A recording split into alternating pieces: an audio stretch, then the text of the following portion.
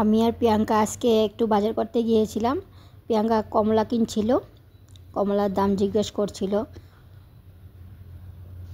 এখন last season তো কমলার দাম 90 টাকা বলছিল, কেজি 90 টাকা।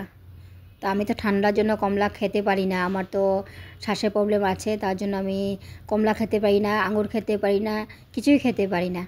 তার জন্য ওর সাথে সাথে দোকানে যাই, কিন্তু আমি কিছু খেতে পারি না বলে কিছু নেই না। তারপরে গেলাম আমরা ব্ল্যাঙ্কেটের দোকানে। তো প্রিয়াঙ্কা বলে ব্ল্যাঙ্কেট কিনবে, তাই ব্ল্যাঙ্কেট দেখছিলাম। তো প্রিয়াঙ্কা এই ব্ল্যাঙ্কেটটা নিল, আর আমি এইটাই নিলাম, লাস্টে নিয়েই নিলাম, নিব না বলে নিয়ে নিলাম ব্ল্যাঙ্কেটটা।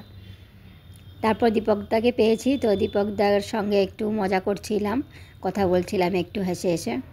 তো দীপকদাকে বলছিলাম যে তুমি এত কথা কিভাবে জানো, বলছিল হ্যাঁ তুমি, তোমার কথা আমি সব জানি, এইসব বলছিল। তো একটু হাসাহাসি করছিলাম তুমি কিভাবে জানো বলে।